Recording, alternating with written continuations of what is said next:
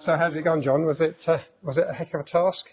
It was a privilege, actually. This is probably one of the rarest engines in the world, I would imagine. It was, 4 made, I think.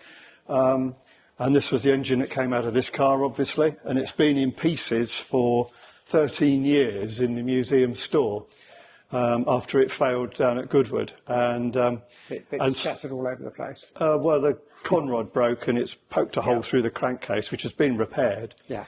But it's to rebuild it, I'm told, is typically going to cost about £250,000 to rebuild it to run.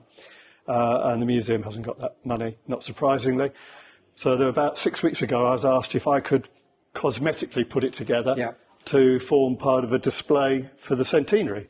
So, as I said, that's a great privilege to work on something like this, because the whole engine is running on roller bearings. The crank, the twin camshafts, everything on roller bearings. So what I got picked up from Josh from the museum store about 6 weeks ago was 2 E-Class estates full of bits. I just had boxes and boxes, hundreds and hundreds of bits. If you look closely at this, how many nuts and bolts there are on it, and inside here, there's about a dozen cogs with bearings, and nothing was marked. So it's a case of trying to build a jigsaw without having a picture on the of what you're trying to achieve.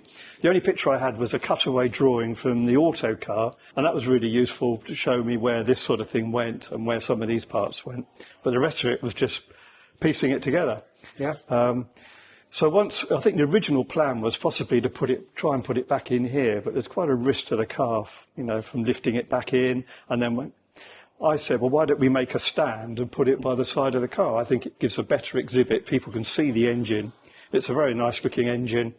And you think this was made in 1926, so only 8 years after the end of the First World War, France was making these fantastic castings.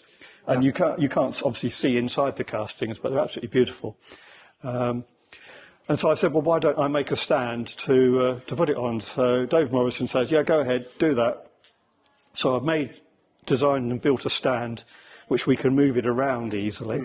And I think it's nicer on a stand than hidden away in there. Actually better than having it in the car. So people can actually see. And you can't believe this is only a 1.5 litre engine when you see how big it is. And the pistons are tiny. But this massive supercharger on the front. It's a later carburettor, because this car, after it raced here, was then bought by Malcolm Campbell, and he raced it for a year in 1927, and then it's been sold on several more times. And inside you can see where a lot of work has been done over the years to it. And as I said, the original Cordell carburettor was a nightmare to tune, so someone's put a massive SU. I mean, that's even bigger than the ones on the Bentley. It's a monster. But you've got to look at the size of the supercharger you're feeding. So it rev, in 1926, this engine was revved to 7,000 revs, which, when you think about the period, for the time, that was unbelievable, really, without blowing up. So, no, I think it looks nice, and I haven't polished it deliberately. All I did was clean all the oil and muck off it, so it still has a patina of age. And we've got a few more parts to locate in the museum stores, but I think as it stands, it makes a good exhibit. There or thereabouts, isn't it?